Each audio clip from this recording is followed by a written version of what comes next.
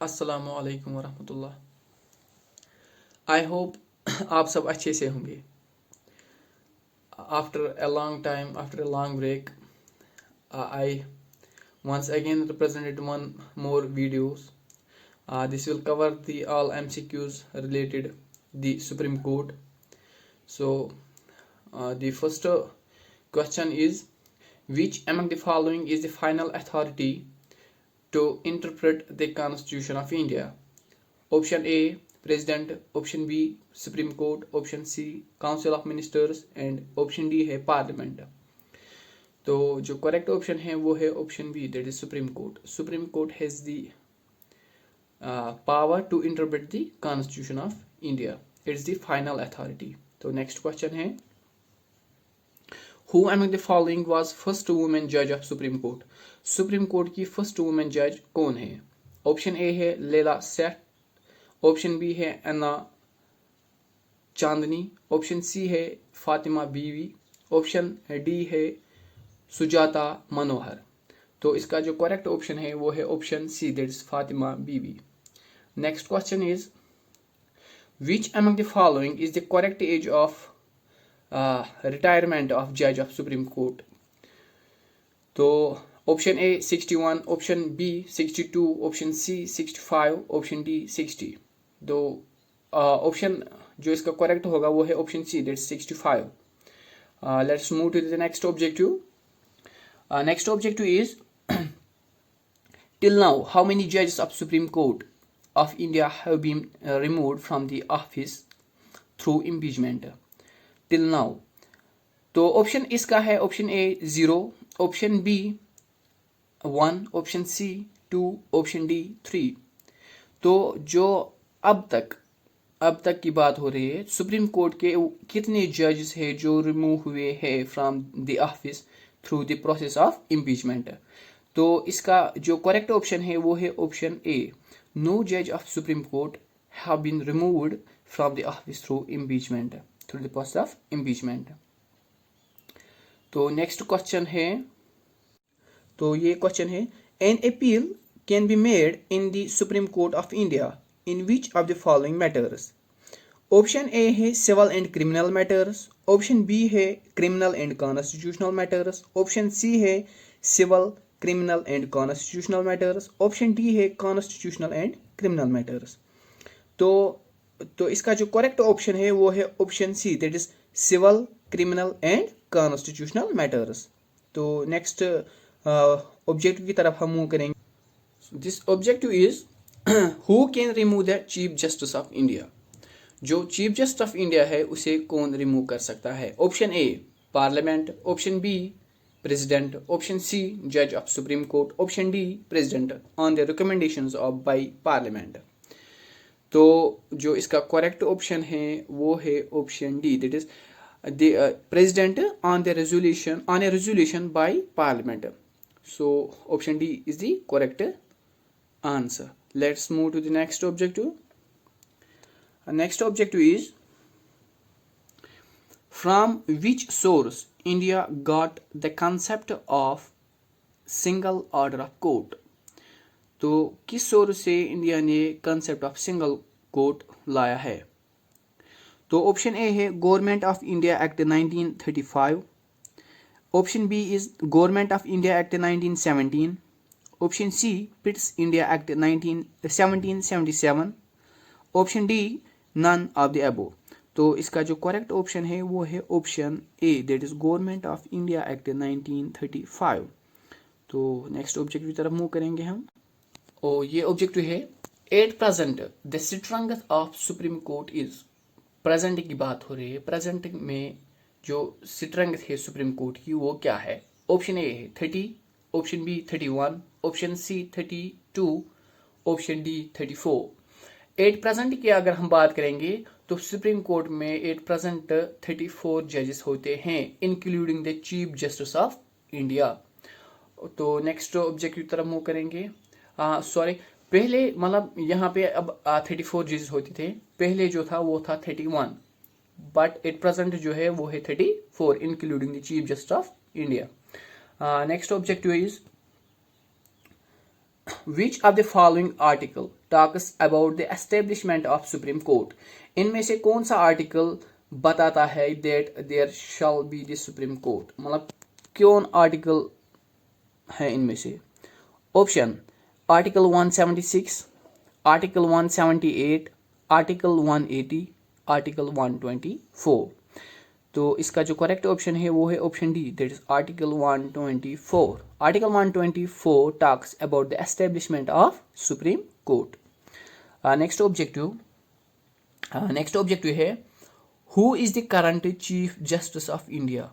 Chief justice of India currently कौन है। Arvind Bobde, Ramnath Kovind, Rajnath Singh, none of the above. तो इसका जो करेक्ट ऑप्शन है वो है option A, that is Arvind Bobde. He is the current chief justice of India. Next objective is when was Supreme Court of India inaugurated. Supreme Court of India कब inaugurate हुआ।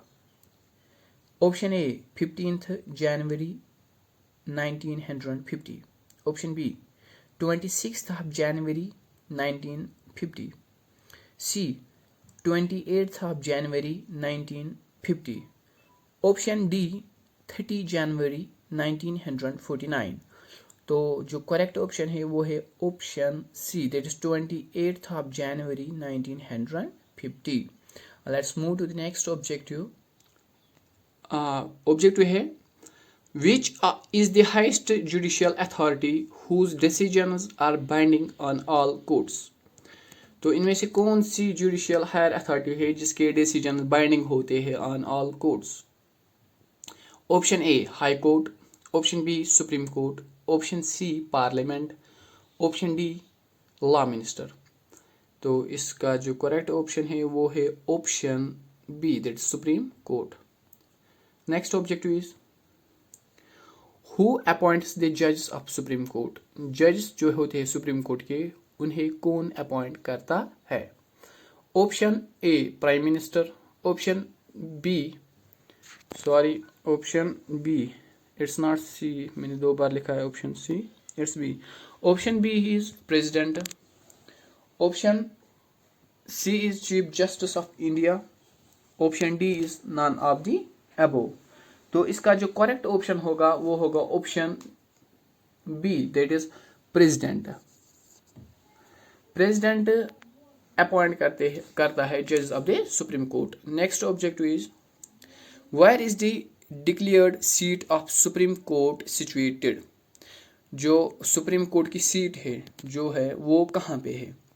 Option A Delhi, option B Mumbai, option C Punjab, option D Jammu and Kashmir. जो declared seat है Supreme Court की वो है दिल्ली में। जो article इसके साथ डील करता है वो है article 130 article talks about the seat of Supreme Court. Next objective who was the first chief justice of India. जो first chief justice of India है वो कौन है। Option A Kania, HL Dattu, Mahajan, option D Fatima Beevi. जो पहला फर्स्ट चीफ जस्टिस था वो था AJ Kania. Let's move to the next objective. ये जो है the constitution authorises the president to seek the opinion of the Supreme Court under which article. Article 140, article 141, article 142, article 143। तो इसका जो करेक्ट ऑप्शन है वो है article 143, that's option D.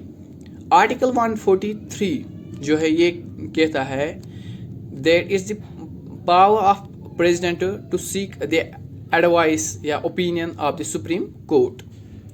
Let's move to the next. Next है how many types of writs Supreme Court issues under article 32। तो कितनी types की रिट्स है जो सुप्रीम कोर्ट इशू करता है अंडर आर्टिकल 32। तो ऑप्शन ए है 4, option B 5, option C 6, option D 7। तो जो करेक्ट ऑप्शन है वो है option B, that is 5। Supreme Court can issue 5 types of writs under article 32। So this objective is, before 1950, which of the following had the jurisdiction to hear appeals from India? Question is, before 1950, before the inauguration of Supreme Court, we can say, which of the following had the original jurisdiction to hear appeals from India? Option A is High Court, option B is Federal Court, option C is British Privy Council, option D is none of the above. The correct option for this question is option C, that is British Privy Council. Before 1950, British Privy Council had the jurisdiction to hear appeals from India. Let's move to the next objective. Next objective is, which of the following article talks about the original jurisdiction of the Supreme Court? जो original jurisdiction है Supreme Court की वो किस article में mention है? Article 120A is the option A. Option B is article 129. Option C is article 130. Option D is article 131. तो जो original jurisdiction है सुप्रीम कोर्ट की वो है आर्टिकल 131 में, that is option D. Option D is the correct option. So the question is, name the first judge against whom impeachment proceedings were initiated in India. वो कौन सा पहला जज है जिसके खिलाफ impeachment proceedings लाई गई? Option A Justice Deepak Mishra, option B Justice Ranade, option C Justice V Ramaswami, option D Justice Krishna Iyer. तो जो इसका करेक्ट ऑप्शन है वो है option C, that is Justice V Ramaswami. ये जो जस्टिस वी रामास्वामी है इसी के खिलाफ पहला ही इज द फर्स्ट जज जिसके खिलाफ इम्पीचमेंट प्रोसीडिंग्स इनिशिएट हुई इंडिया में. दो ही वॉज नॉट रिमूव्ड. क्या मतलब रीज़न थे? रीज़न ये था कि जो मतलब कि इम्पीचमेंट प्रोसेस है it must be passed by both the houses with special majority. It was but in Lok Sabha the motion was defeated. Lok Sabha जो है उन्होंने मतलब कि वोट डालने से इनकार किया. They abstained from voting. That was the reason that he was not impeached. Next objective is, question is, in India who brought the doctrine of judicial activism? India में जुडिशियल एक्टिविज्म का doctrine जो है ये किसने लाया? Option A Ranade, option B Jagdish Singh Khehar, option C Krishna Iyer, option D Ramnath Kovind. तो जो है जुडिशियल एक्टिविज्म का डॉक्ट्राइन है ये इंडिया में लाया है, मतलब इसके बहुत सारे जस्ट लॉयर्स है जिन्होंने ये लाया है. तो इस क्वेश्चन में उसका नाम है कृष्णा अय्यर. कृष्णा अय्यर बहुत सारे मतलब कृष्णा अय्यर है, जस्टिस PN भागवती है, और वो है जस्टिस चिन्नाप्पा रेड्डी है, और है Justice DA Desai. These wait I will write down the names of those who brought the idea of judicial activism in India. Krishna Iyer एक है, जस्टिस PN भागवती है, और है जस्टिस चिन्नाप्पा रेड्डी, और है Justice DA Desai. These four, Krishna Iyer, Justice PN Bhagavati, Justice Chinnappa Reddy, Justice DA Desai, these four laid the foundation of judicial activism in our country. So remember, इस question में मैंने खाली कृष्णा अय्यर का ही नाम लिखा था, बट दीज फोर जो मैंने लिखे हैं अभी, These four laid the foundation of judicial activism in our country. I hope कि आपको वीडियो पसंद आया होगा। तो वीडियो को ज़रूर शेयर कीजिए अपने फ्रेंड्स के साथ, वीडियो को लाइक कीजिए एंड कमेंट भी कीजिए, अपना फीडबैक ज़रूर शेयर कीजिए। एंड आई होप कि आप इंशाल्लाह अच्छा परफॉर्म करोगे एग्ज़ाम में। आई wish you all the best for the exam